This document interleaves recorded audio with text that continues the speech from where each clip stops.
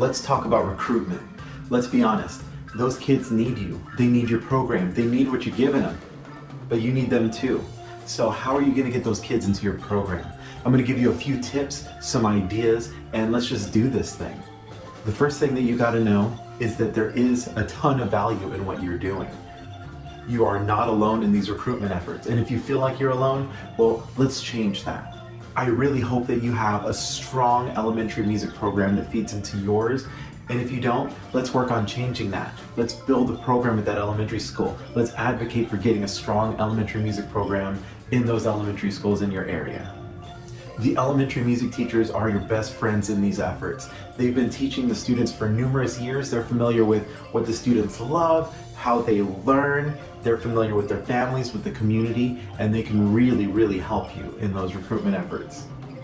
So it's a great idea to begin having those conversations with your elementary music teachers and figuring out a recruitment plan. Remember, the elementary music teacher's job is not to recruit for you. They're doing their own thing. They have their own curriculum to teach, and they have their own goals in mind for their program. But most of the time, they do want to help, as long as they know that you're doing great things with their kids when we pass them off to you.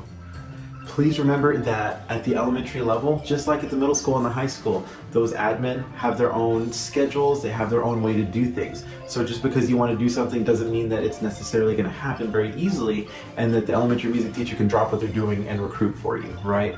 But we do want to work together, so planning and having those conversations early is a great thing. Also, here's a pro tip. Please be sure that you never badmouth or talk down about the elementary program that feeds into you. In those programs, they're learning a lot, but they use a different vocabulary, and that's okay. The experiences that they're getting can greatly benefit your programs if you utilize it properly. You especially don't want to do that in front of community members who have invested a lot of time and energy into those elementary music programs and care deeply for those music teachers.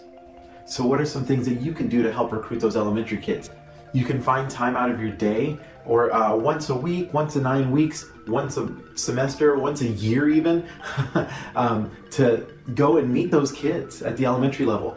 Let them see your face, let them know who you are and what you do. Then they'll want to be part of that program. Spend some time in music class, see how they learn. Go play some singing games with them, play some instruments, teach them a lesson, right? The more comfortable they are with you, the more inclined they'll be to join your program. You can put on a recruitment concert and go perform for the students. I'm going to be honest though, make sure you're sounding good, because those elementary kids can be a little judgmental, and if they're not liking what you're bringing to the table, they probably won't sign up. So that could be a double-edged sword. So you got to make sure that what you're doing in your program is solid. They want to be a part of that. At the elementary level, there are probably performance groups already. So why don't you invite those students to perform on your concerts, or you go perform on their concert? It doesn't have to be a big, huge thing, but just getting that familiarity with each other is just going to be so helpful in the long run. The vertical alignment from middle school to high school is typically usually on point, but from elementary to middle school, it definitely needs a little bit of improvement. It needs a little bit of love, right? And this is universal. So start having those conversations, get together, do things together, collaborate. You know, it's a great thing.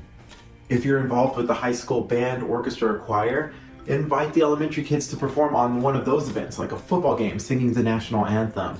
If you have a fundraiser event, invite those elementary kids, because you're going to want those families to be part of your community as early as possible.